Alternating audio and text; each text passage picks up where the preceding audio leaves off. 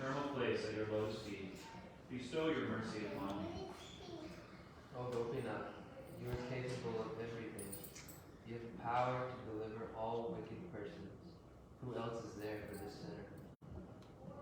O Gopinath, you are an ocean of mercy, having come into this material world of five elements for the sake of living entities.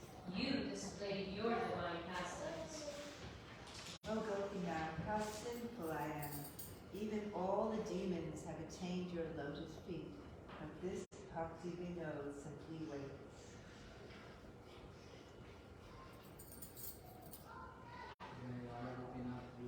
Jai. This song, 111. so today's her birthday. Very good. Peace. Already means spiritual birth. She received initiation. The best types of birthdays. The bona fide birthdays. This song. We're singing 111, 110, but Radha Bhajani Radha.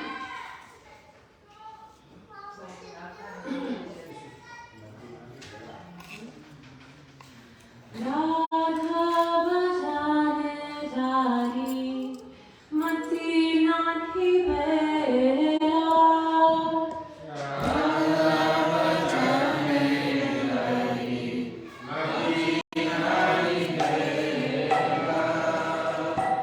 Radha Bhajane Jani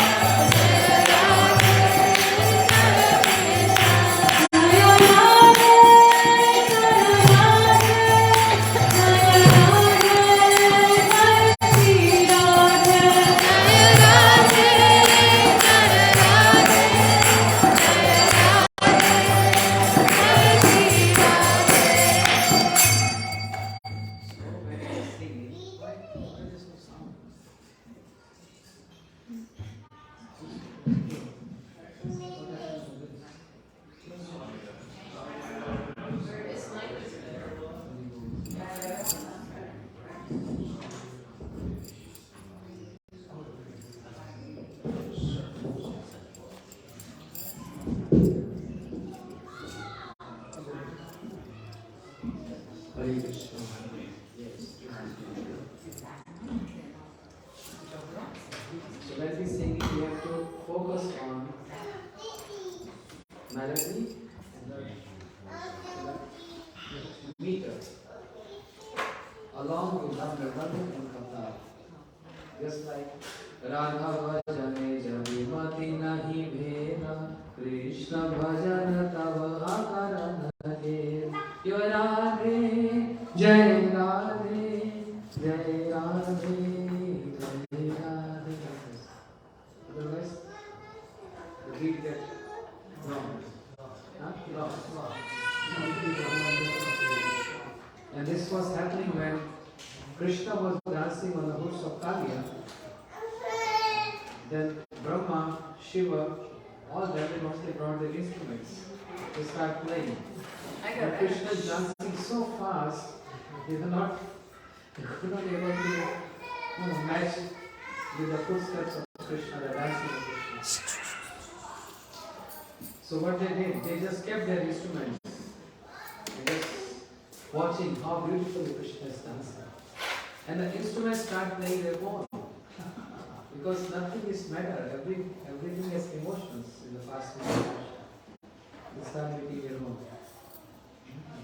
So very important. But by practice, it's good. Okay. Somebody lost this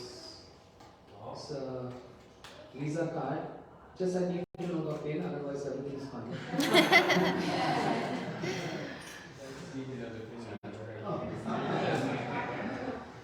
Hare Krishna, Krishna Krishna, Hare Hare, Hare Krishna,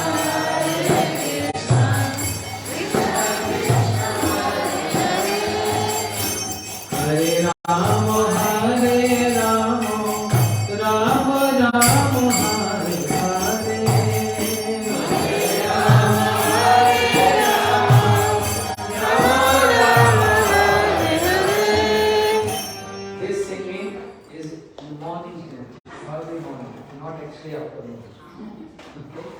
Just to teach you like this. This is morning hymn, which is called Rag Bhairav. All our bhajans, which we sing in the morning and we sing in the evening, the different ragas. So the morning ragas, as we do Mangalarti, so Rag Bhairav is in the mood of separation.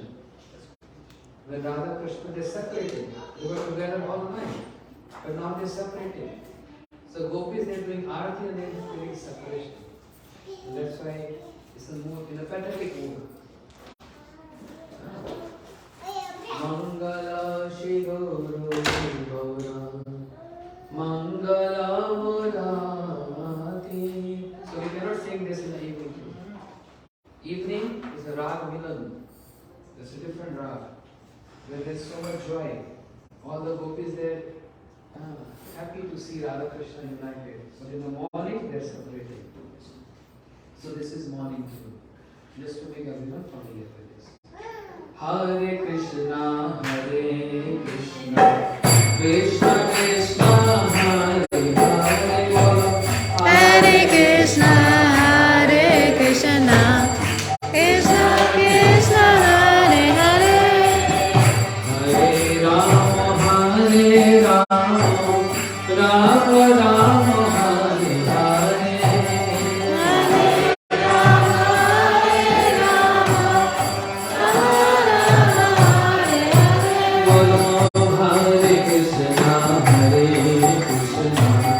Krishna Krishna, Hare Hare. Hare Krishna, Krishna Krishna, Hare Rama, Hare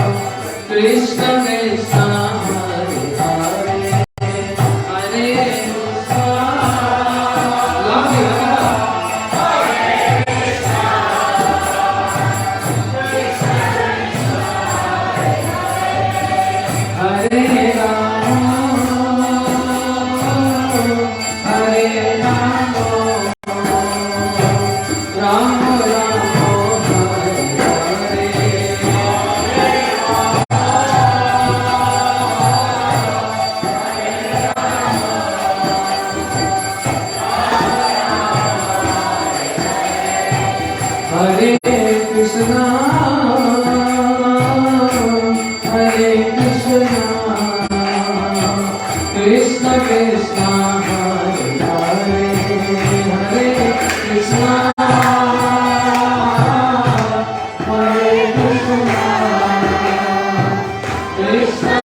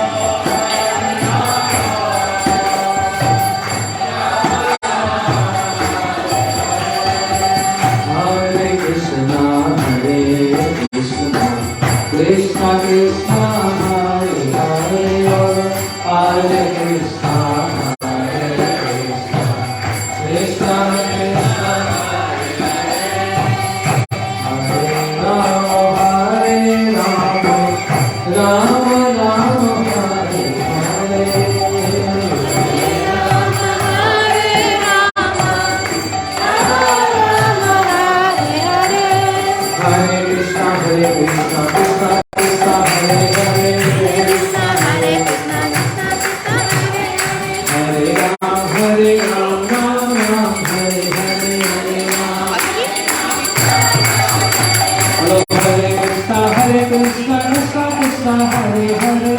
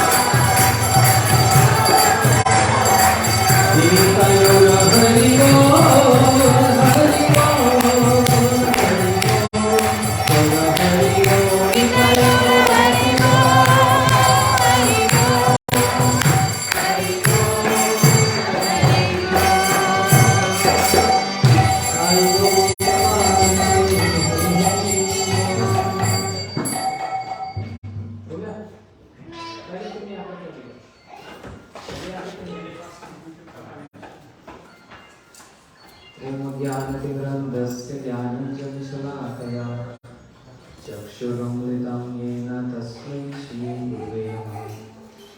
गुरुवे गौरचन्द्राय राधिकाय सदाय कृष्णाय कृष्णभक्ताय तद्भक्ताय नमो नमः। वाञ्छाकल्पतरुभ्यश्च कृपा सिन्धुभ्यैव च पतितानां पावनेभ्यो वैष्णवेभ्यो नमो नमः। अजानुलम्बितो भुजोपनत्वदातो सुकीर्तनैकपितरो कमलायताक्षो विशम्बरो द्विजवरो युगधर्मपालो वन्दे जगत्प्रियकरो करुणावतारो। हे कृष्ण करुणा सिन्धु दीनबन्धु जगत्पते गोपेश गोपिकान्त राधाकान्त नमस्तुते। तप्त कांचन गौरांगी राधे वृंदावनेश्वरी विश्वभानुसुते देवी प्रणमामि हरिप्रिये। श्री कृष्ण चैतन्य प्रभु नित्यानंद श्री अद्वैत गदाधर शिवासादि गौर भक्तवृंद। All together. Hare Krishna, Krishna Krishna, Hare Hare, Hare Rama, Rama Rama, Hare Hare.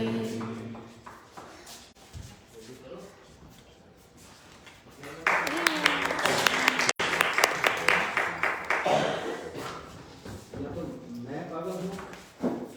Yes, I know. Right. Okay, so this morning we have something very special designed by Haripriya and Sachin Prabhu, and they are very senior devotees. From the age of 10, when he was studying in school, Gurudev used to come stay in their house, and similarly with Haripriya in New Zealand also. She was very young. So they have seen Gurudev from their childhood and learned so much. They have so many good techniques for preaching and also for retreat. And in fact, I'm also learning so much from them. So this morning they are having something very special.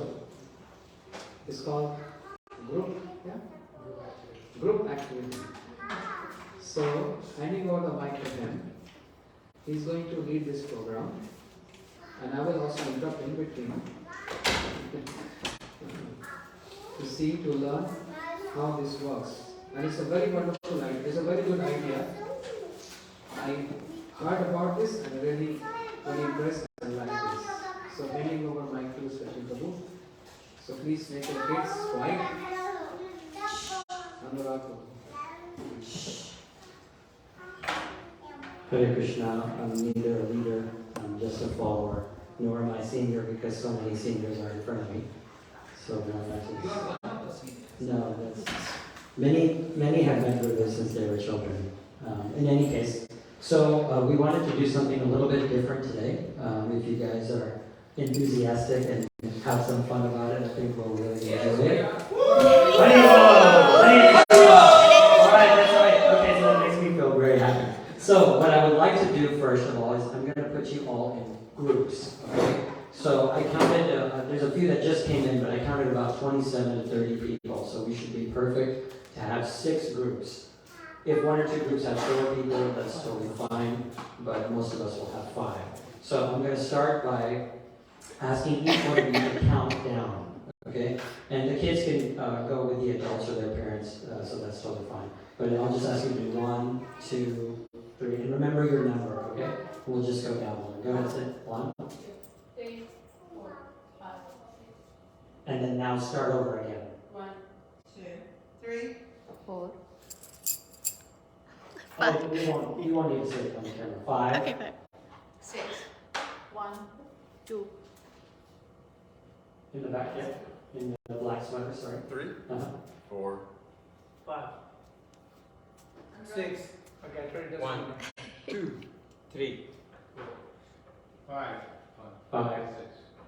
1, 2. Okay, so looks like team 1 and 2 get an extra person. Okay, so now I'm going to ask team 1 to come here, team 2 to go in the back, team 3 right here, team 4, team 5, team 6. Quickly, let's do that. And if your kids want to join, please keep them. What's your number? You only go where your numbers are. Number goes to the place. Oh, is that what it is? Yeah, so move yourself.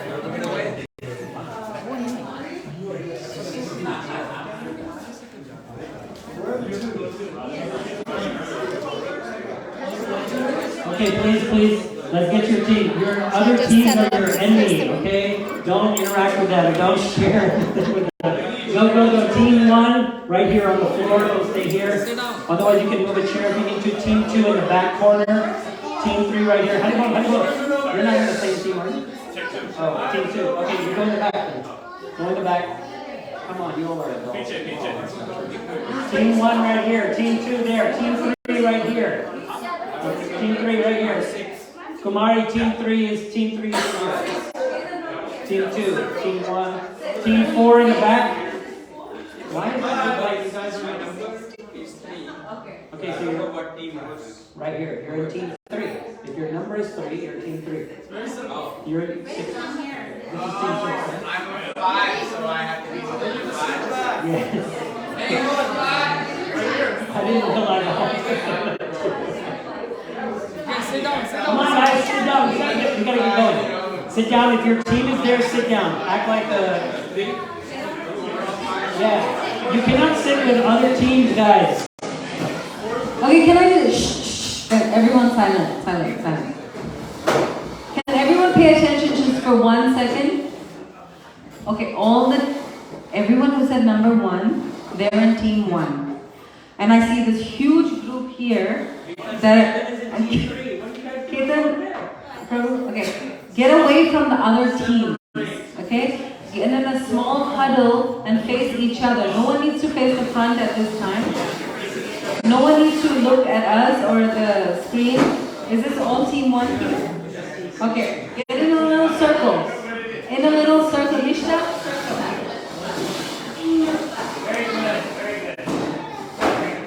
Okay. Thank you very much. Okay, so we have each of us I'm going to give each team a question. Okay, each team is a thought-provoking question, hopefully, unless you are extremely learning. And some of these questions were approved by Mars, so that they should be difficult. So you have 7 minutes to discuss amongst your team members and come up with the best answer for this question. Okay? Does that make sense? And we want you to give some examples also, some evidence as to why. Don't speak, please. As to why your answer, whatever your team comes up with, is correct. Okay? So not just tell me the answer, tell Maharaj the answer, but also provide evidence. Is that fine? Either through example, story, scripture. No, you can speak. Every team gets, let's say, 3 to 4 minutes to speak. Okay? And amongst you all, assign one team leader to do the speaking. Okay? So amongst you, one of you will be confident enough to come here and speak. All of you will come up, but one speaker per team. Does that make sense? So I'm going to give you a countdown, 7 minutes, discuss quickly, and come up here. One team will be the winner. Maharaj will decide which team is the winner. And there will be a prize also. There will be a prize. Okay, so I'm going to put the questions one by one. If it's your team number, pay attention. So it starts backwards. Team 6, please look at the screen. What is a higher goal than going to the abode of the Lord? No, 7 minutes you have to discuss amongst yourselves, and then one team member comes to the front. Is that fair? Make sense? So everybody got that? Team 6, what is a higher goal than going to the abode of the Lord? Team 5, without Krishna, it looks big, but it's easy. Without Krishna consciousness, we cannot be happy. But sometimes we do feel happy, and vice versa. Even though we are practicing, why are we sometimes disturbed while practicing Krishna consciousness? Does that make sense? Okay. Team 4. Why do devotees suffer, and how and what do they feel whenever they suffer? Team 3. Is it ever okay to disobey Sri Guru? Okay. For many of you, that may be a difficult thing to do in front of your Guru Maharaj. Team 2. If Sri Krishna is all-powerful and the most merciful, why doesn't he just snap his fingers and bring his devotees to him? Why are we in this material world and why can't he just make it happen? And Team 1, what service is the topmost and why? Everybody got it? If you have any questions, you can ask anyone.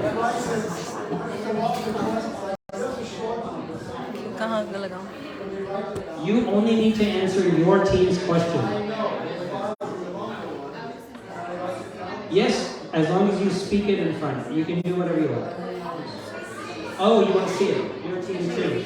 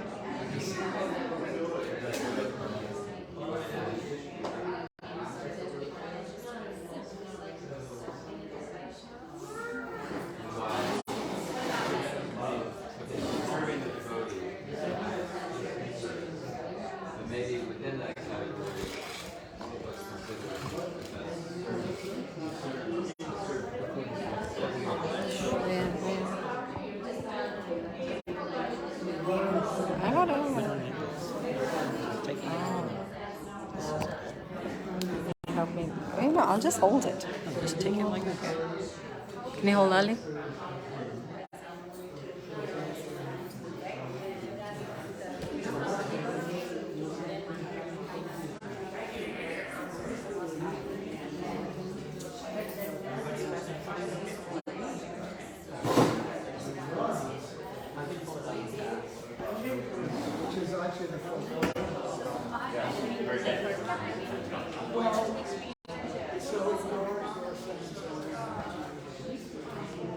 Lalita को क्या homework दे रहे हैं? हरे Krishna.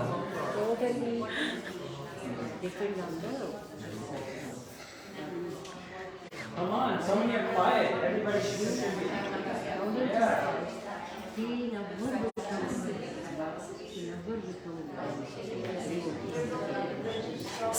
If someone takes some notes, it's good, because you'll present.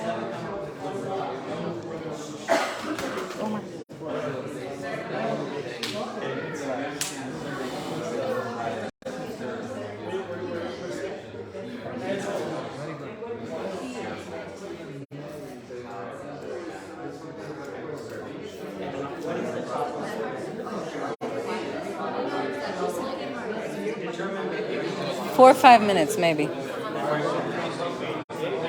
You have enough time. The longer, better answer is better.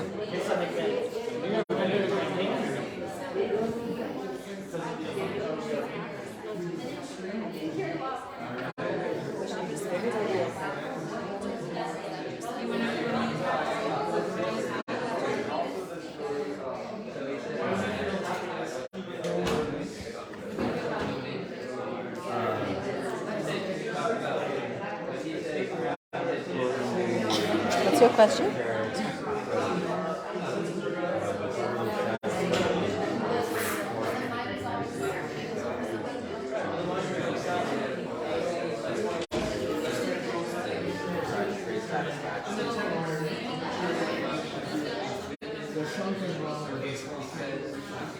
This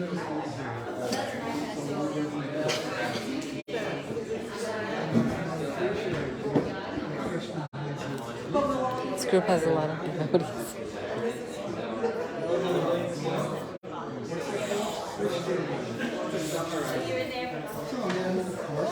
Everybody should contribute. Try to get everybody. They've all just spoken. Okay. So what you showed us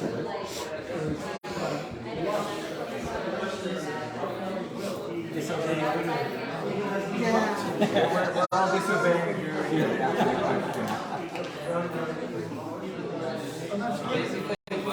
If you've heard your Gurudev's katha, you will know. Team leader. She does.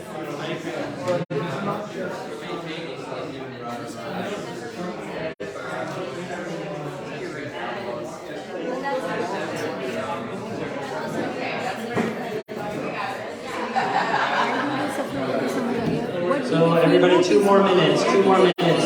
And make sure you assign a team leader. What do they feel when they suffer? How do they react? How do they react? How's it going? Good? 2 more minutes, make sure you assign a team leader.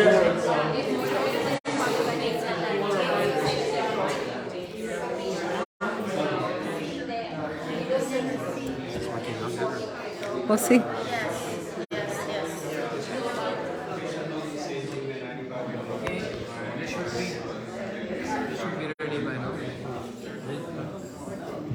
Last 1 more minute, guys. अब तो लोग present करेंगे तो इस तरफ लगाना है.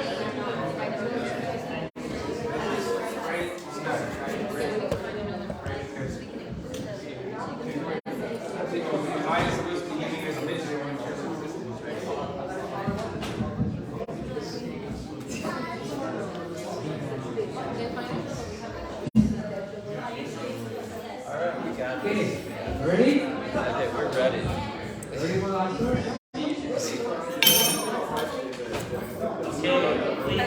Hari Bol. Okay, let's get back. Let's all face in front.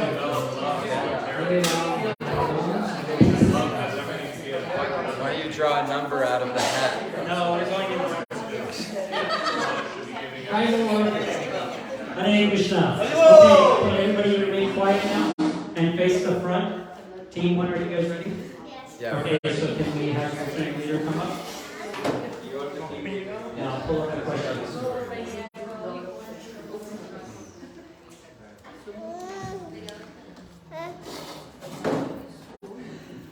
Did everybody enjoy that so far? Yes. Mario, was that fun?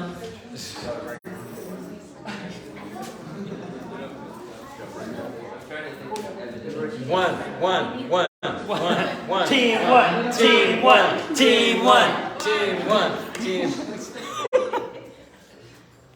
When I was speaking, you sleeping. Now you answer.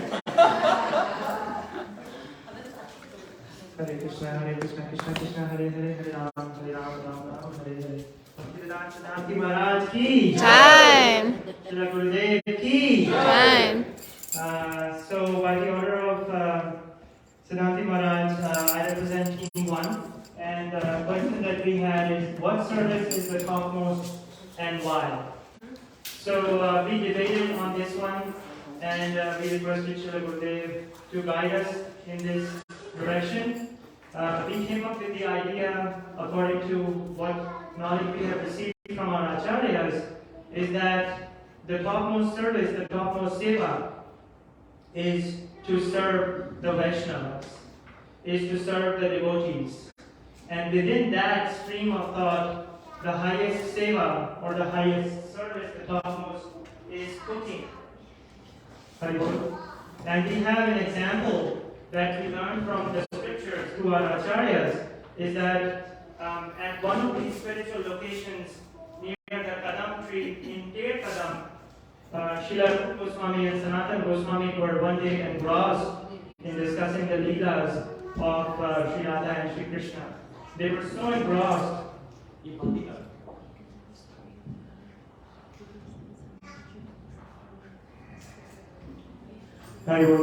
they were so engrossed in discussing and sharing the pastimes of Sri Radha and Sri Krishna that they completely forgot that it was time for offering, and they did not even offer anything to Sri Krishna and Radha, and they completely forgot that they were empty stomach. So Srimati Radharani, who is the purveyor of love and eternal satisfaction for Sri Krishna and for all the devotees, she who brings about fulfillment of the inner aspirations of the devotees, she came around dressed as a beautiful, beautiful gopi girl.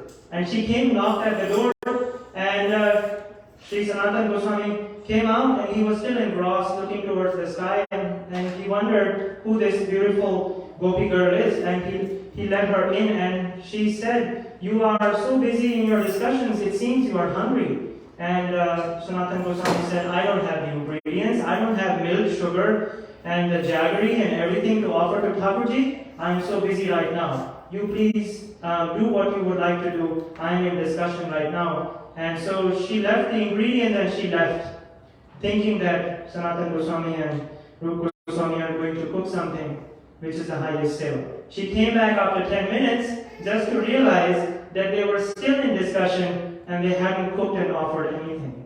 So our team understood from this that she came back and she actually cooked milk pudding by putting all the ingredients together and by melting the butter and the jaggery on a hot pot. And she said, "I am going to leave now. Hopefully this will satisfy you." So from this example, we learn from our scriptures and from Gurudev that cooking and offering is the highest seva for us, and that's what we have learned as part of our exercise. Hare Krishna.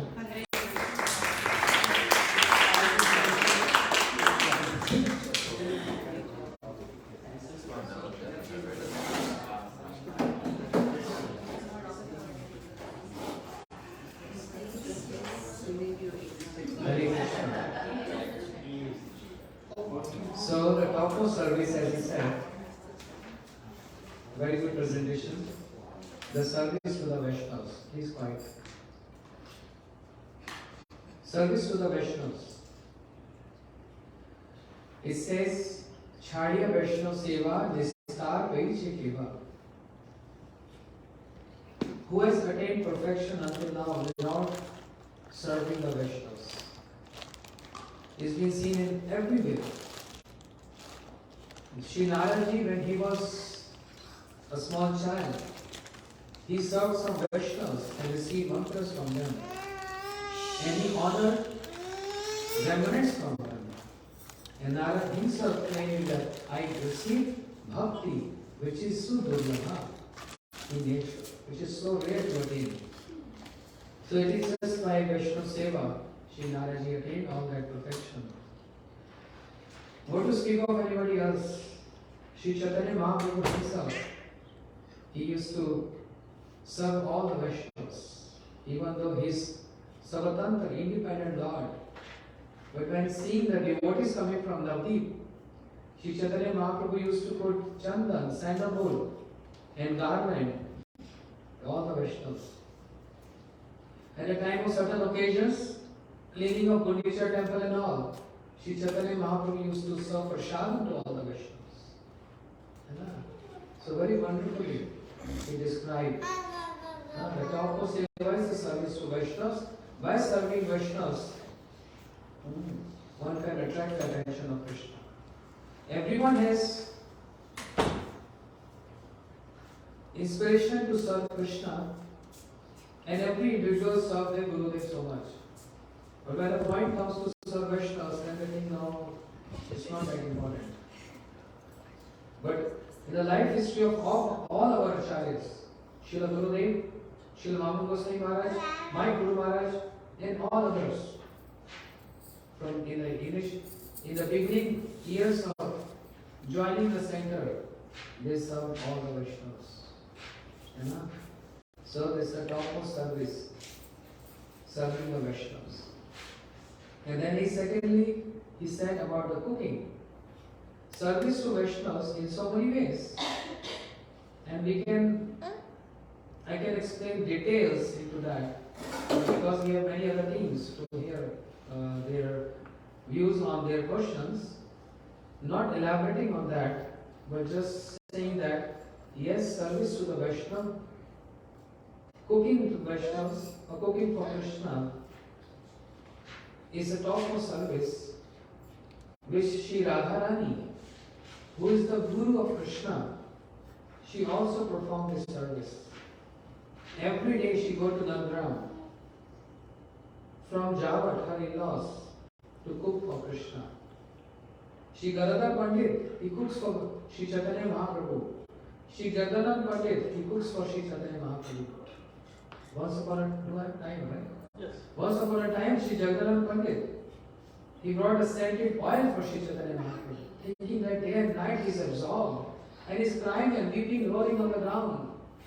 He's rubbing his nose to the walls and scratching the walls. So much stress. So he brought an oil to put on Shri Chaitanya Mahaprabhu's forehead to cool him down. But seeing this, Shri Chaitanya Mahaprabhu objected. He said, Jagannath, I am a sannyasi, and sannyasi is not supposed to wear that oil. And by hearing this, Jagannath Pandit in Man, in Man Sankebol, he broke that clay pot right in front of Mahaprabhu, showing his anger, his upset that I brought with so much efforts, and you have no regard, no respect. And he broke that pot. He's in Man. And then Mahaprabhu understood this. And Mahaprabhu came to Jagannath Pandit and said, Jagannath, I'm so hungry. You didn't cook anything for me? Jagannath Pandit was in Man, and immediately hearing Mahaprabhu saying, I'm hungry, immediately stood and started cooking for Mahaprabhu. And he served Mahaprabhu. Mahaprabhu said, I cannot eat alone, you have to eat with me. Because I know you have not eaten. And I'm also fasting. But Jagannath Pandit, all his man subsided. And he served Mahaprabhu, and he also ordered prasad. So there are many occasions.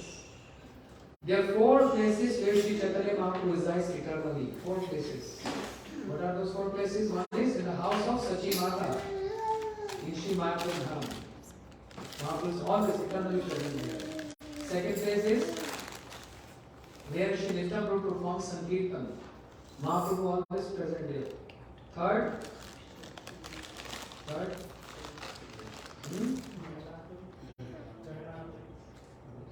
ऐसे नहीं बोले Jagannath Puri? No? Shivasangam, where in the house of Shivas Pandit, Mahaprabhu performing Sankirtan day and night. Eternally present there. And 4th place, I'll give a special cookie today. If you answer the 4th place. Can you repeat the 4 places where what? Where Mahaprabhu, there are 4 places where Mahaprabhu is eternally present. In the hearts of veterans. If anyone. The hearts of the devotees? Huh? No. Jagannath Temple? Okay, if I tell, you give me cookie? Yes. Yes.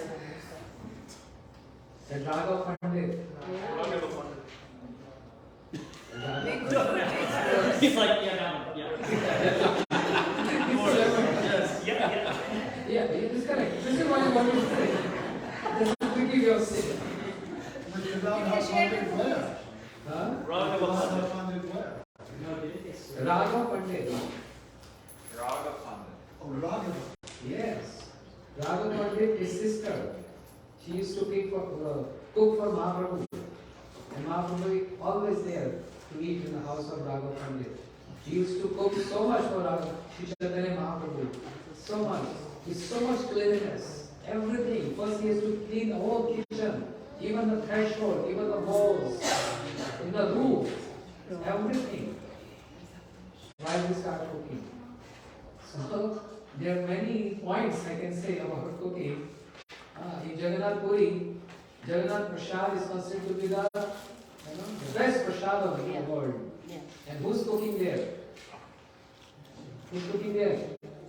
Lakshmi Devi is cooking for Jagannath. But when Jagannath goes to Gundicha temple, then Radharani cooks for Krishna there. Gundicha is Vrindavan. Okay? And also, Srila Bhaktivinoda Thakur, once upon a time in the pastimes of Bhaktivinoda Thakur, while he was with his wife sleeping, all of a sudden his wife got up in midnight and she saw a beautiful young girl, almost 11.5 years old. And she's in the kitchen. So much effulgence emanating from her. She's so surprised. Who is this beautiful girl? From where she came? Looks like she came from heaven. And when the wife was staring at this girl, Bhaktivinoda Thakur cannot hold his eternal form. He came back to his original form as Bhaktivinoda Thakur. He was cooking for Radha Krishna. Because Ras Leela going to end now, and Bhaktivinoda Thakur is cooking for divine couple Radha Krishna under the guidance and the order of Lalita Sati. So there are many reasons for that. Big clap for Team 1 and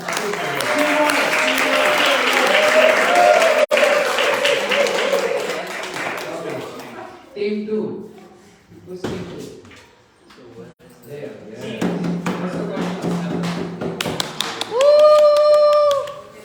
Whoa. So may I know the question?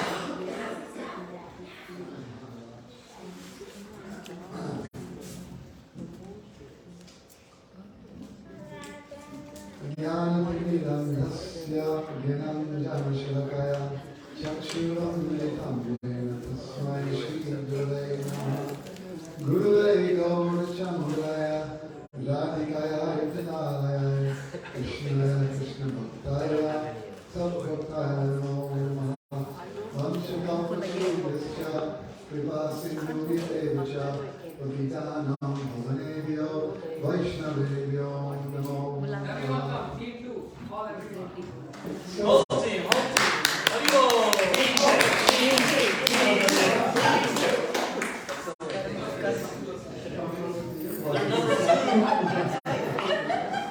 Closer.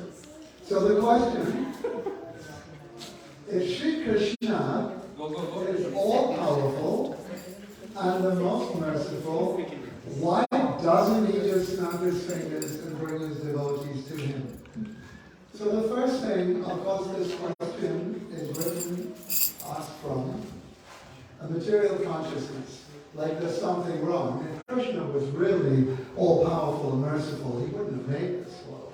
That's the implication. So then the first answer has to be in reference to what's Krishna's purpose as the supreme enjoyer.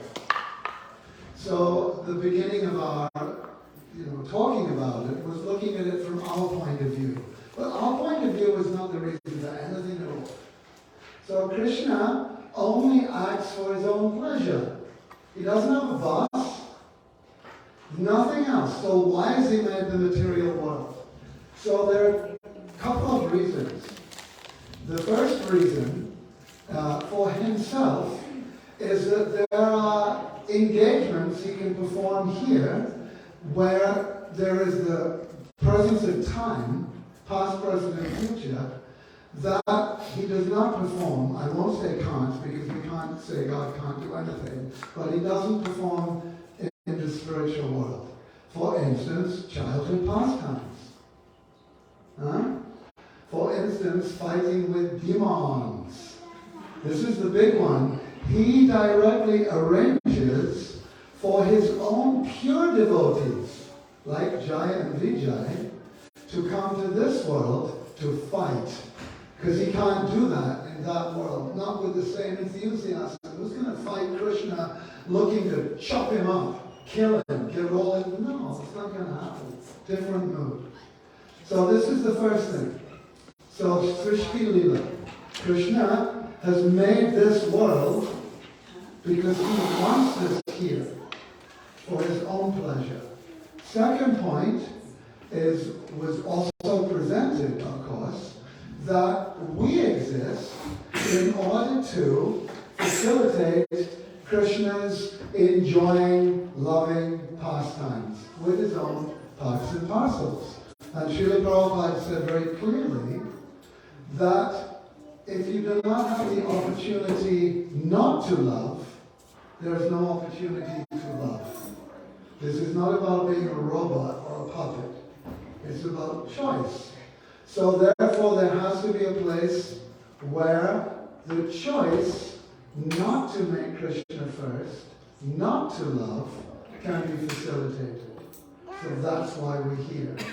So one of our, actually two of our team pointed out in that regard that once we're here, also we have to experience the consequences of our behavior so that we can learn, so that we can enter the path of purification.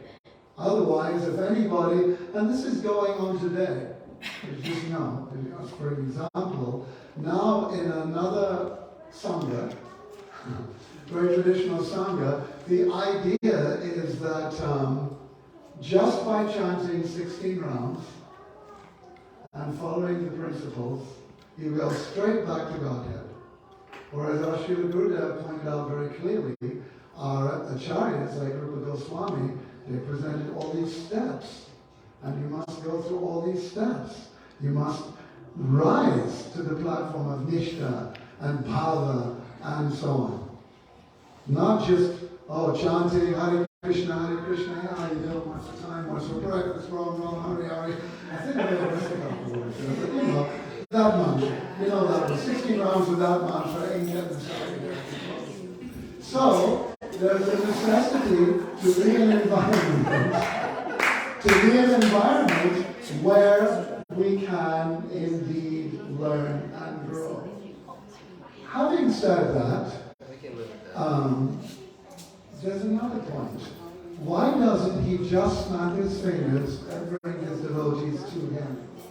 Srila Prabhupada explained that when we return to the spiritual world, he said, it's just like opening your eyes from a dream that in no time at all is gone. So this eternity, and it is an eternity from our point of view, completely disappears when we're in the spiritual world. It's not existing. So from that point of view, it is just like he just snapped his fingers. And what is the snap of the fingers? That is the descent of Sri Guru.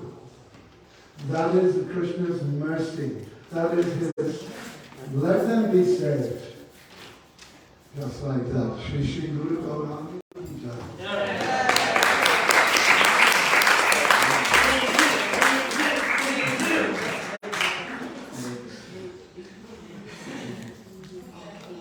So, that was also very amazing answer.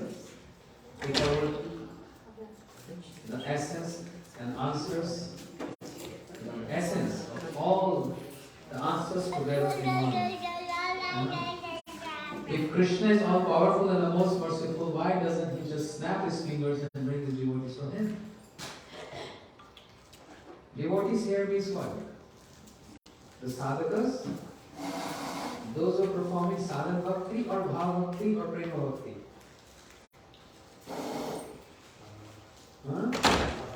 Sadhana bhakti.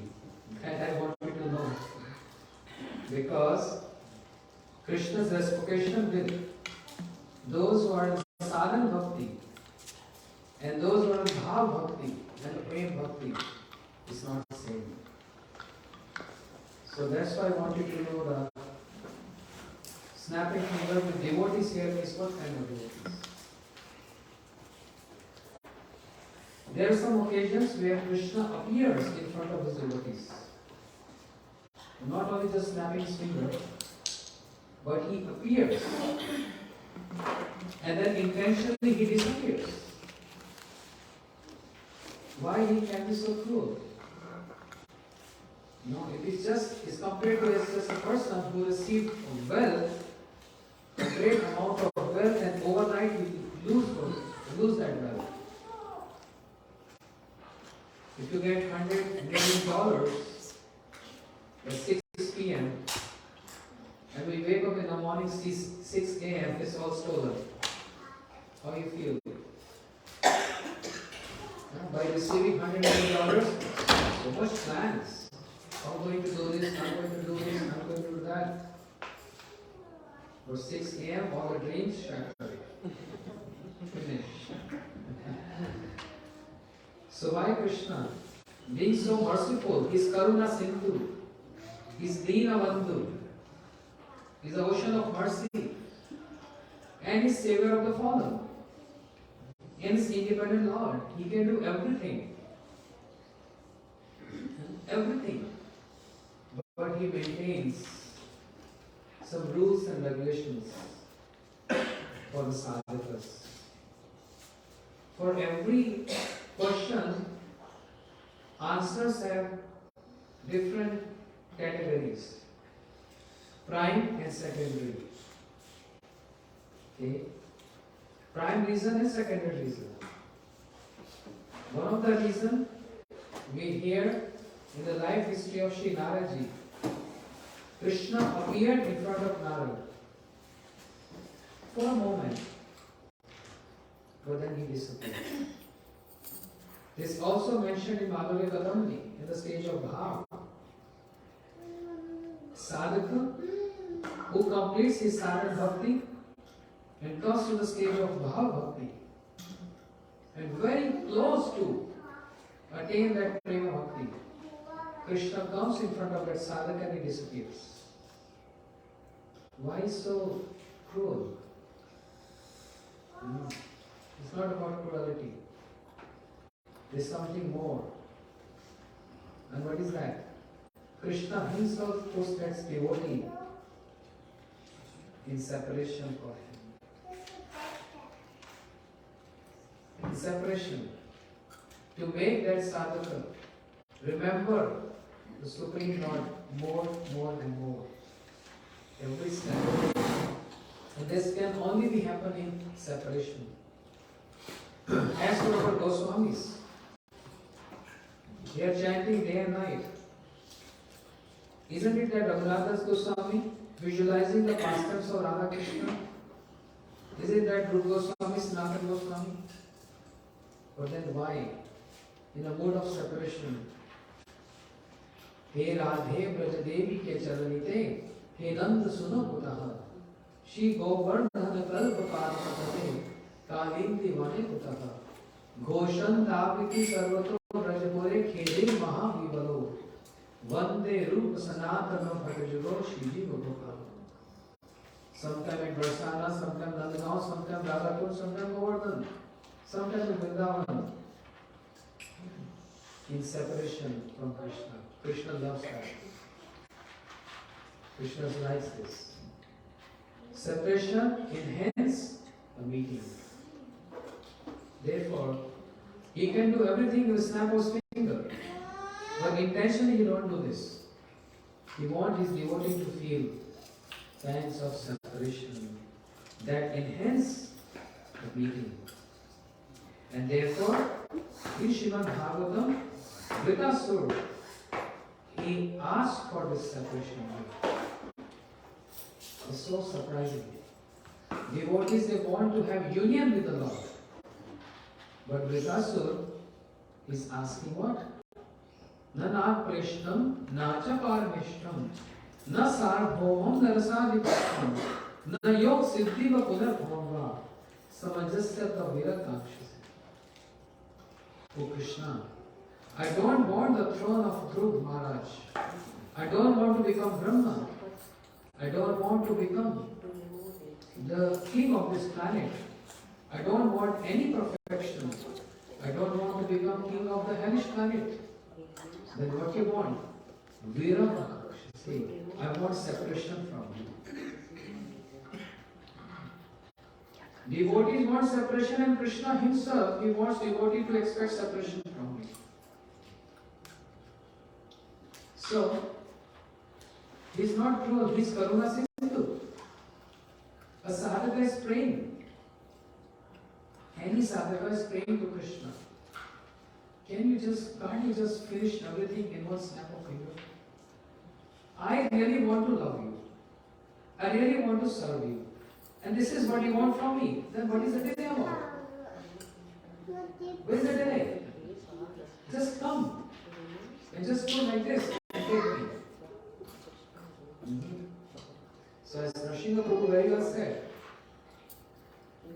we want sadhaka to complete the process because this is all fun of Krishna. You can, again you might ask this question, it's fun of Krishna and we are in trouble. You can't trouble someone with the fun. And that's why Mahabhagavad, he sees everyone is serving Krishna. Anvya Vyatirek, direct and indirect. Because we are participating in the fun of Krishna. And that's why, even though not directly we are serving Krishna, but indirectly serving Krishna. There's a fun of Krishna. And we are an instrument in that fun. We are an instrument. So intentionally he is not snapping finger. Many reasons. I'm just giving little counts on them. The prime reason and secondary reason. The third reason is, since Krishna is independent Lord, Janma Dasya Yataha Anvya Itiris Chartrishu Abhigya Swarat, the first verse of Srimad Bhagavatam. His Swarat means his independent Lord. He's independent and he don't interfere in anyone's independence. Similarly, his energies are also independent. Three important energies: external energy, internal energy, and marginal potency. He's not interfering in the activities of internal potency, means Yoga Maya. He's not interfering. He's giving rights to Yoga Maya. I want fun. You have to arrange pastimes. And Yoga Maya making Krishna forgetful. And Yoga Maya making associate forgetful. Not elaborating on this. And then he's not even interfering in the activities or the functioning of external energy, Maya. Whose Maya? Krishna's Maya. What is the evidence? Bhagavad Gita. What Krishna is saying? Devi Yashigunmai Maya Durattaya. It's my Maya, and I know my Maya is wicked. I know it's so difficult to overcome my Maya. But then Prabhu, if it is your Maya, just tell your Maya to go away. No. I've given freedom to everyone. I'm not interfering in any functioning of Maya. So he's not interfering in the internal potency, the functioning of internal potency, Yoga Maya, and is also not interfering in the external potency, Mahamaya. And similarly, he's not even interfering in the marginal potency, means living entities. He's not forcing anyone, hey, you have to love me. You have to worship me. He's not forcing anyone. He's equal to everyone. Yeah? He's not forcing. Samoham sarvoteshu name dveshti asti name priya. I'm equal to everyone. No enemy to anyone, I'm not friendly to anyone. But, everything is but. However, devadantu mam bhaktaya. One who worship me, I'm inclined. And that's why it's a little bent like this. It's not straight like Ram. This Krishna is a little bent. I'm inclined to those who love me. And I reciprocate my love with them. So therefore, that's why he can't just snap his finger and interfere in the freedom of living entities and jivas and in this sadhana. He has given freedom to everyone. You worship me, you don't worship me, it's all upon you. I'm not going to interfere in that. So, many reasons why Krishna cannot just do like this. But I like the reason, even though these reasons have, as I said, primary and secondary, but it's also what Krishna likes the most. And what I like the most is Krishna intentionally put in separation. And that's why he himself like this Vipralam Bhav. Now the level going to go another stage. He himself loves this Vipralam Bhav, the mood of separation. And he wants his devotees also to taste this separation mood. The problem with us is not about the union. Union is already there. Where is Krishna? Just right here. The union is there. We are striving for separation. To burn in the fire of separation, we perform sadhana, practice. And as Prabhu very well said, practice, who's the practitioner, who's the sadhana? Not that who just chants 16 hours. And Hare Krishna, today we have Mexican food, Ram Ram Hare Hare. It's done. So 16 hours goes in 30 minutes. If we chant like this. 16 hours, 30 minutes. So this is not what I was saying. Separation. Yes. Sadhaka means one who's burning in that fire. Restless. Ashanti. He's not Shanta, he's Ashanta. He's restless to achieve his goal.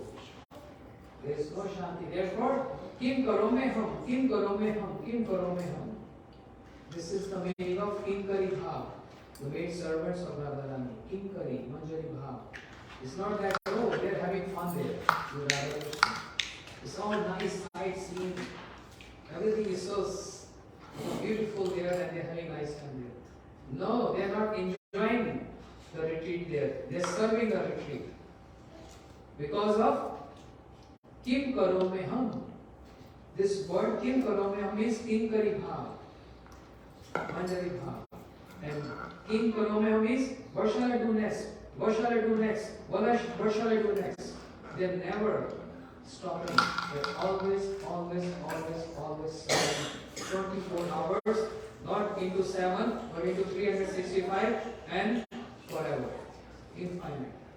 Day and night, this mood of so restless. Serving Krishna. This is called Kinkari Bhav. So theme 2, very good answer. And very much thankful to Vaishnava Prabhupada. Theme 3. I just want to make an announcement. At 12:40, we'll be having a group picture, so please stay here. Don't go for lunch. Theme 3.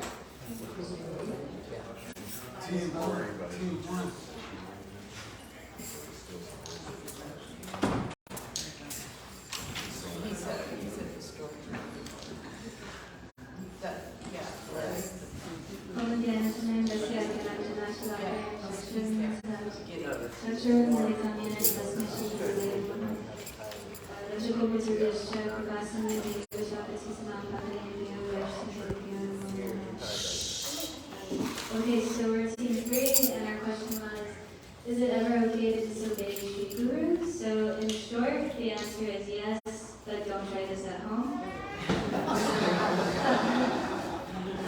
So the evidence that we're going to use to support this is that in Guru Maharaj's class in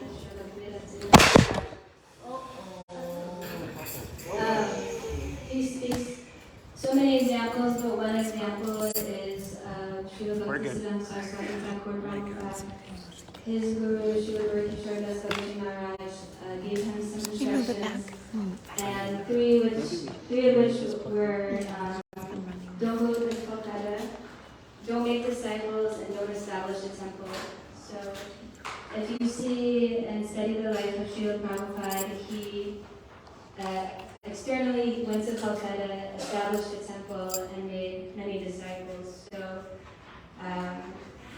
externally, you could say he disobeyed the orders of his Gurudev, but we can reconcile what he's done by the following. So going to Calcutta, it said that Srila Prabhupada never went to Calcutta. Externally he did, but he never left Braj Mandal.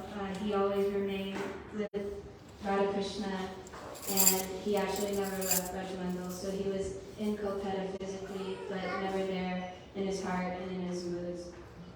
So I think also Srimad Bhagavatam explains that Sri Guru, one reason why it said the lotus feet of Sri Guru is because the lotus feet of Guru, they never leave the inner world of the lotus of Braj. So they never leave Braj. In fact, they bring Braj with them. So that's one explanation I've read in Srimad Bhagavatam. So that's the explanation for going to Kolkata.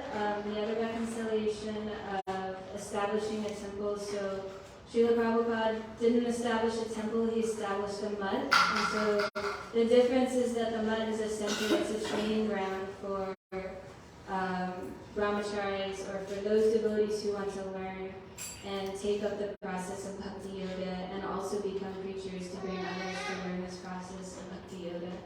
So whereas temples are more like people are going and they don't go regularly, there's not a huge investment from their heart.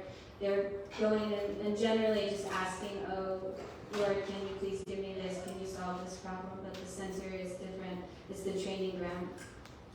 And then this Kolkata, and don't make disciples. So I actually can't remember the reasons you've explained in class, but if you do study the disciples of Srila Prabhupada, they've all become gurus. They are acharyas. So his men were sent to him by Gauranga Chaitanya Mahaprabhu, and they became pure devotee. They were pure devotee Mahabhagavats, and they had so many disciples. So I'm sure there's so many more reasons, and please forgive me for any mistakes I've made.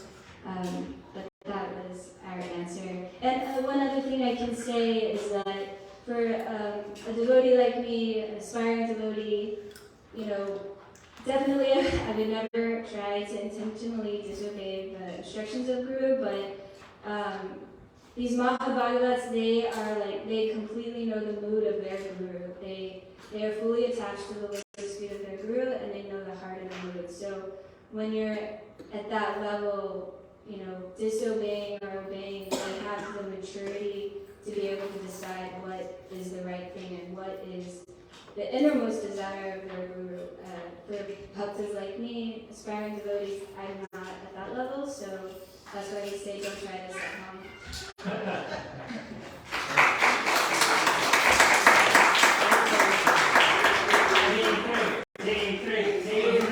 Team one. Team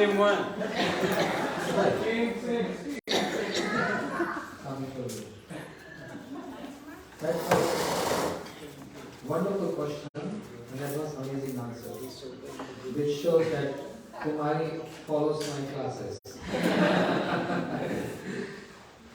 Yes. It's so offensive, huh?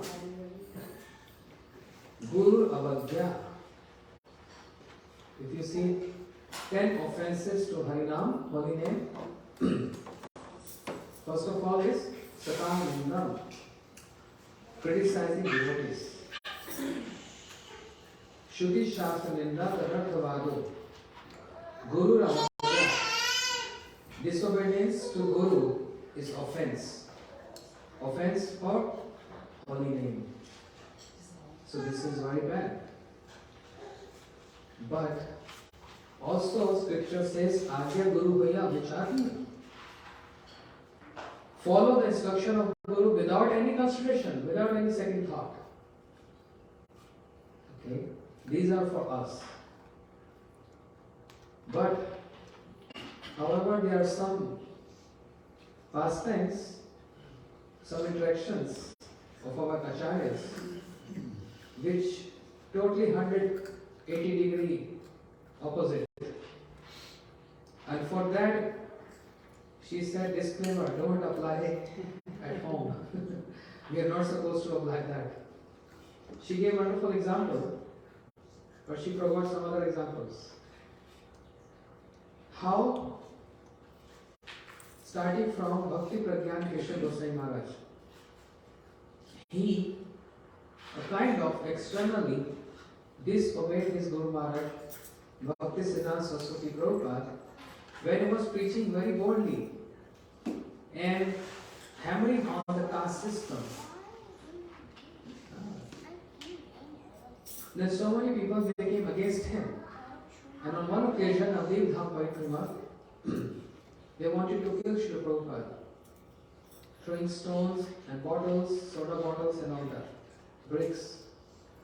Then Param Gurudev, Shri Bhakti Pragyan Keshav Goswami Maharaj, forcefully took his Guru Maharaj, Shri Bhaktisiddhanta Prabhupada, inside room, bind him and exchange his clothes. He put on his sannyasi clothes and gave his own white clothes to Bhaktisiddhanta Prabhupada. Is this appropriate? It's not appropriate for a disciple to do this. He disobeyed the order of his Gurudev. Bhaktisiddhanta Prabhupada said, "What are you doing? This is offensive." But Param Gurudev, why he was doing this? To save the life of his Guru Maharaj. The intent is more important than the activities. Intent is more important. In bhakti life, intent is more important than activity. To save the life of his Guru Maharaj, he exchanged his clothes and he went out boldly to fight with those who were against my Guru Maharaj. Is this his disobedience to Guru or the service to Guru? Service. Disobedience in the service of Guru. But actually this is following the footsteps of Guru. Understand? How following the footsteps of Guru? Because his Guru Maharaj also did same. Means Bhaktisiddhanta Saraswati Prabhupada. Today we all chanting Hare Krishna. You can underline this line, this statement. Today we all got to know so much about Gaudiya philosophy. We are chanting Hare Krishna, we are worshipping Radha Krishna deity all over the world, wherever you go, any part of the world. Why it is so? Because of disobedience to Gurudev. Means, as she was explaining, God Krishna Babaji Maharaj forbade Srila Bhaktisiddhanta Prabhupada not to make disciples, not to establish centers. Bhakti Thakur also said this. Not to establish centers, not to make disciples, and not go. Don't enter in this city of Kali Yuga, Calcutta. And Srila Prabhupada externally appears like he disobeyed. He opened 64 centers in India. That was instruction of Bhakti Thakur. You want me to elaborate on this or everyone knows the reason? Please elaborate. Bhakti Thakur said if you establish center there are going to be 5 court cases and all that. Don't get involved in that, just do your bhajan. But this was what do you call it? Inspiration in disguise. You must establish centers. Only with establishments one can go and learn Krishna consciousness. If you go visit ordinary temples, how are you going to learn? There is no one to teach you. But establishing centers is like establishing embassies. If you go Indian embassy in Houston, everything will be like India. Indian flag, people speak local language and all that. If you go Netherlands embassy or any other embassy, the setup is like that. Similarly, temples, Gaudiya words, establishments, their embassy. Whatever is happening all over Vrindavan, the same procedure. Everything is happening in our centers. Like Mangal Aarti, like morning offering, then noon offering, noon Aarti, then evening Aarti and all that. Very details. So in our centers, all over the world, we are following the same standard as what's happening in Guru Vrindavan. Serving Radha Krishna. According to the pastimes of Radha Krishna, the 8 eightfold pastime, Ashtakali Leela Smaran. This is what we are doing. So this is investment. So by establishing centers, the sadhakas, they come to know and they practice Krishna consciousness. And here, the philosophy. And by this, what will happen? Everyone is going to learn the scriptures written by Srila Bhakti Thakur. Prabhupada used to say, my mission of establishing centers is to read and publish the books. Books are the basis. Philosophy is the basis. Secondly, not to make disciples.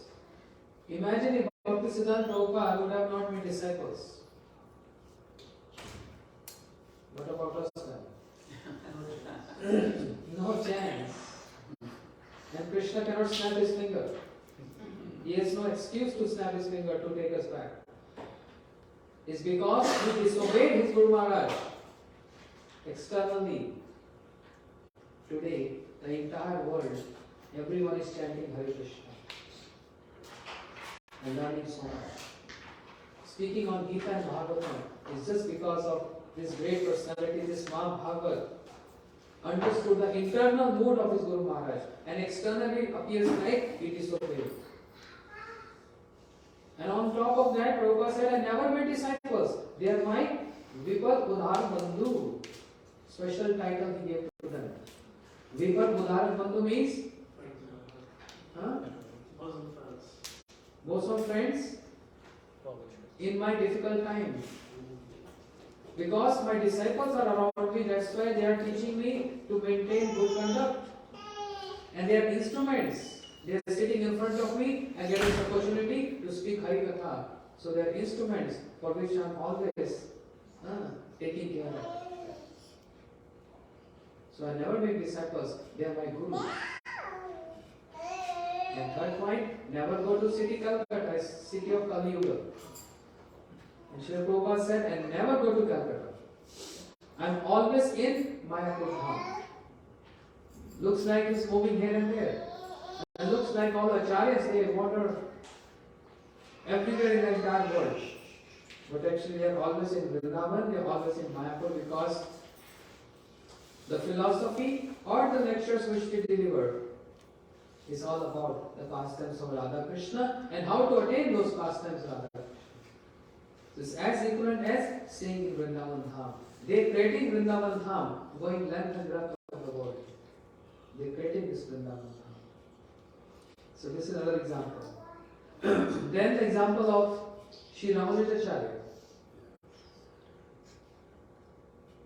Ramanujacharya, a great acharya in the line of Sri Sampradaya, is the founder. There are four bona fide Sampradayas: Sri, Brahm, Rud and Sanak. The acharya of Sri Sampradaya is Sri Ramanujacharya.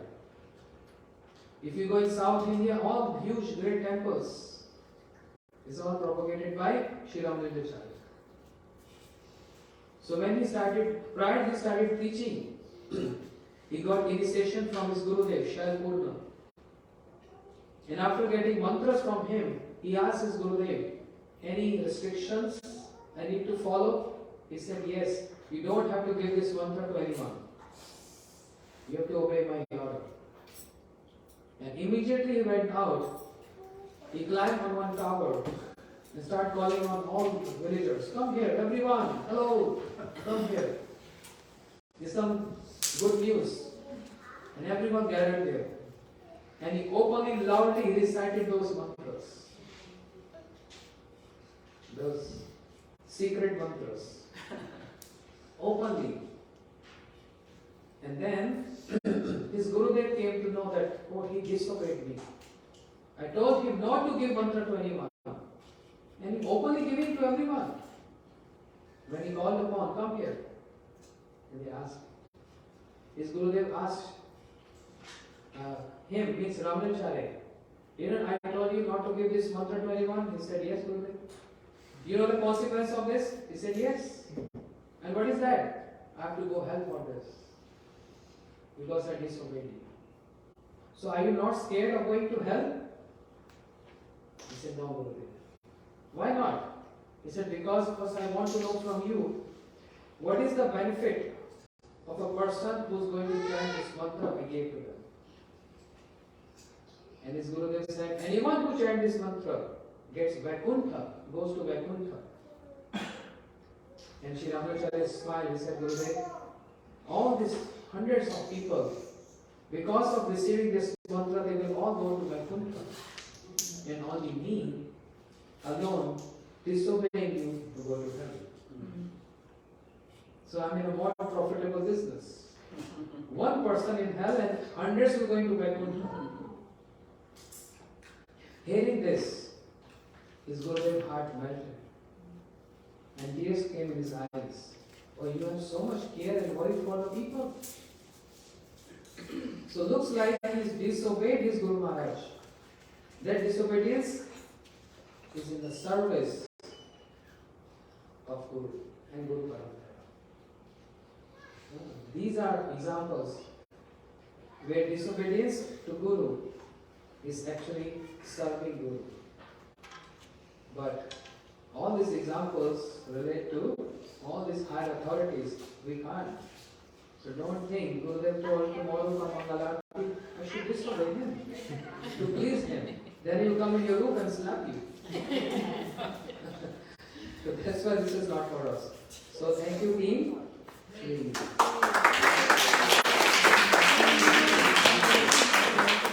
Team 4.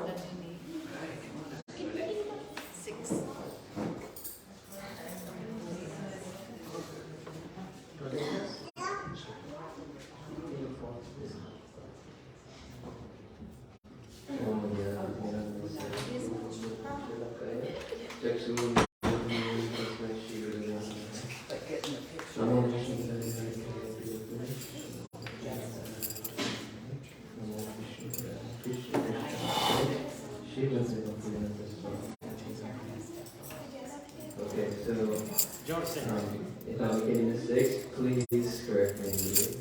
But we discussed this point of why devotees suffer, and when considering the answer, we were thinking of aspiring devotees, beginning practitioners primarily. So, according to Srimad Bhagavatam, in the section of the 24 gurus, the Avadut, I believe, right? It's stated that the mind is the chief cause of all suffering. So, in the practicing stage of devotion, we come to bhakti and we feel some relief from that suffering. But still, because our senses are yet to be controlled fully, we struggle with fighting against these desires. And so, because we still have these material desires, we're unable to surrender fully to Krishna. And so we have to suffer still some practical things in our life. And of course, we know the analogy that when one comes to Krishna consciousness, the fan of our material, our karma, our past sinful activities and the results coming, the fan gets unplugged, and so the result of our suffering is less than it would be before coming to Krishna consciousness. But still, we still have to suffer some of our previous sinful activities. We're bound to that. But Srila Rupa Goswami has given the devotee, has given us instructions on how to get free from the demands and urgencies of the senses so we can attain happiness, such as Vacho Vegam, Manasa Krodha Vegam, controlling the tongue, the mind, the urge of anger, urge to speak. And he's given us some things to avoid, like Atyahar, Prayasascha, Prajapaniyamagraha, is unwanted talk, accepting more than necessary, and things like this. And some positive instructions such as maintaining a mood of enthusiasm and patience. And in this way we get free from the urges of the senses, which causes so much stress and suffering. Because surrender is the doorway to bhakti. These preliminary things have to take place first before we can enter into the house of bhakti. So until that surrender is complete, there'll be various types of suffering because of our material desires that we're still maintaining. One thing that came to mind was how Srila Gurudev, he said that this is a very dangerous time for the practicing devotee when he comes to the path of bhakti and takes initiation. And he begins his practice, but he still hasn't attained the stage of ruchi yet. That real taste for hearing and chanting, it hasn't come quite yet. So it's a little bit dangerous because very easily there are past impressions and habits can resurface very easily if we slack in our practice, slack in our chanting, and we can find ourselves taking a little detour for a month or two, entertaining these previous habits we had. So in that way it's a little dangerous. But still, it's described that the devotee, the practicing, sincere devotee that is practicing, he will feel remorse when he entertains these bad habits that he used to do without any thought. And so, because of this sincere remorse, knowing I shouldn't be doing this is not healthy for my soul, this is not good for bhakti, it's not pleasing my Gurudev, but this urge is so strong, it's very difficult sometimes to give in. So he feels very bad, and in this way, his heart becomes gradually purified, from this sincere desire to please, his Guru. And,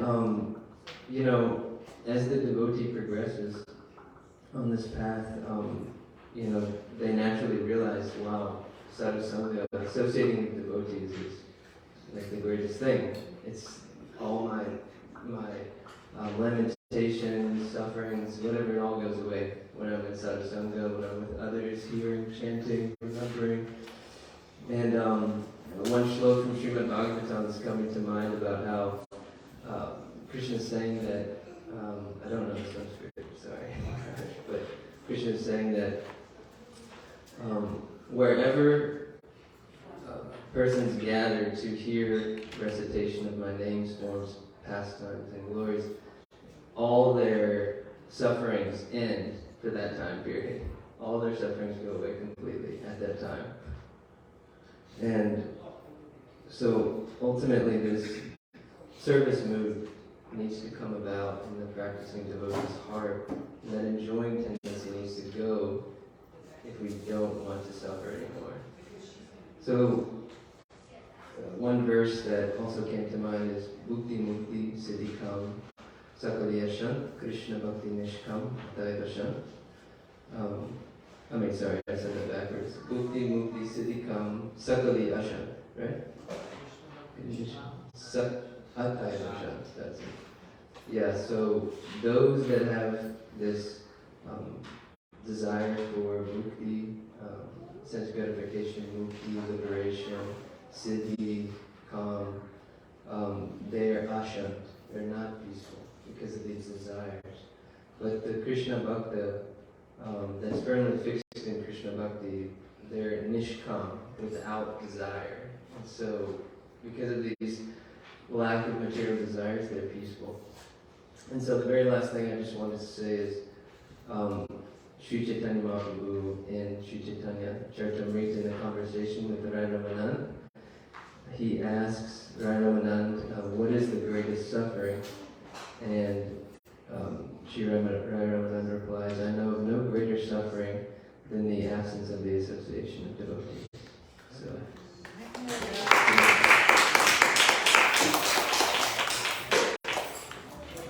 Okay, this is good one. Everyone is so sharp and intellectual. Next time I want question with specification. When we say devotees, which devotees you refer to? Because the answer for every category of devotee is different. Suffering with associates, suffering with pure devotees, or suffering with all devotees in general. Three different categories. Yes. He did kind of clarify the question, so very nicely he did ask this. And he said, are we talking about pure devotees or pure devotees? So I told him, General. Okay. So I'm very, you're absolutely right on. No, that's fine. We all are learning. Because when I get confused how to answer this, I'm referring to associates, I'm referring to the cardinals, I'm referring to how shall I answer this? Because it cannot be for everyone. Anyhow, for general devotees means those who are practicing Krishna consciousness. It's not that you start chanting, receive initiation and all your suffering is finished. Don't remain it out.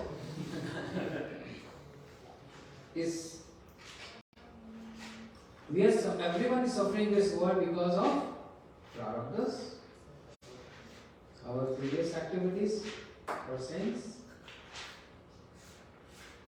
our anarthas, dushkriti uttha, sukriti uttha, aparad and all. But how a devotee has to take his sufferings? Sufferings is there. Okay, the another question, if anyone here, a newcomer, say, then what is the point of chanting? Hey, go ahead. Slowly. Braj. We can hear you.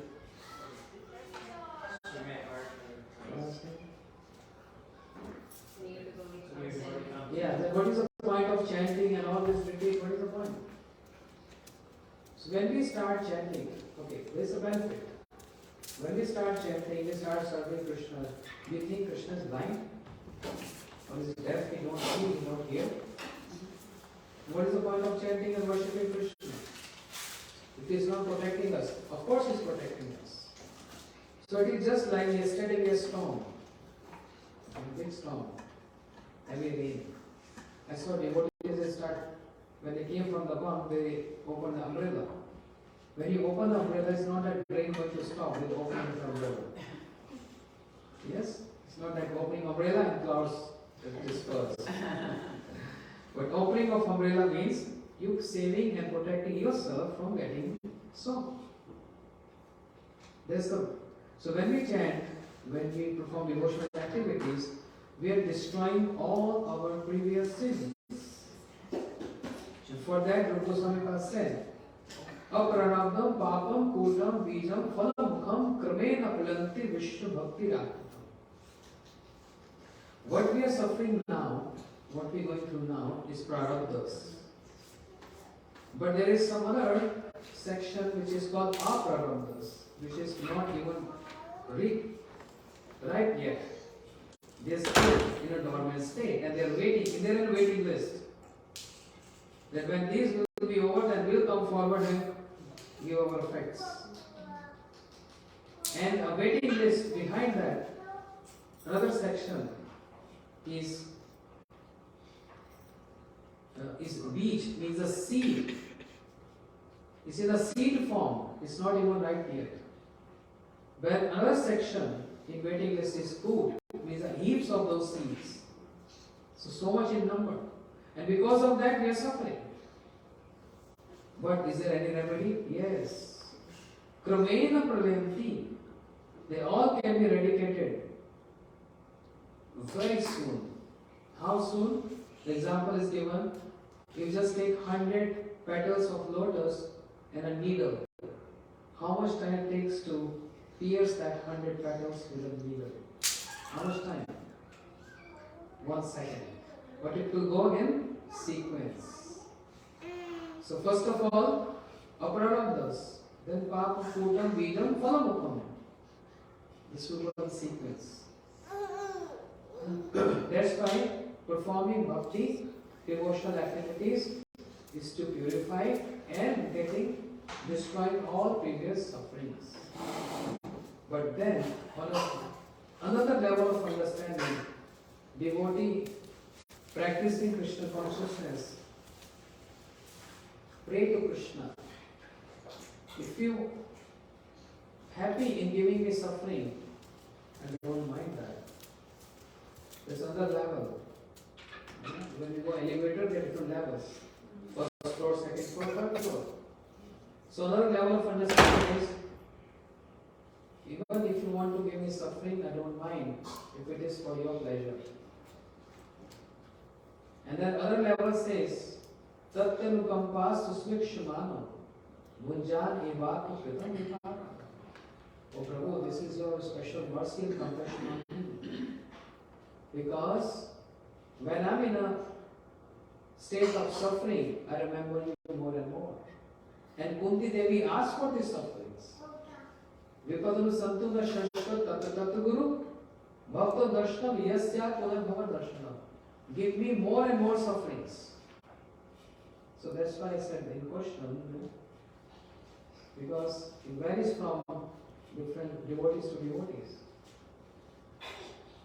Kunti Devi asked for sufferings because we get more suffering. When we get more suffering, I remember you more. This other level. So I'm just very quickly, I'm just taking those levels. I'm not elaborating those. Another point very well he said, this question was asked by Sri Ramananda Rai to Sri Chaitanya Mahaprabhu. Mahaprabhu asked Sri Ramananda Rai, what is the greatest suffering? And what he said, Dukh madhe kaun dukh hai gurutar. Sri Ramananda Rai replied, Krishna bhakta vire, nahi dukh dekhi more par. The greatest suffering is the suffering, the separation from devotees. Okay. So, ending of this quickly, because we don't have much time. But I could have elaborate more on this, but you very well said, good answer for this question. Thank you so much. Team?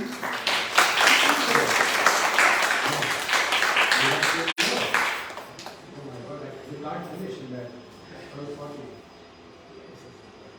So, evening session? Because then we can elaborate more, right? Otherwise, it's going fast. And there's so much to say on this. You guys are lucky to get more time.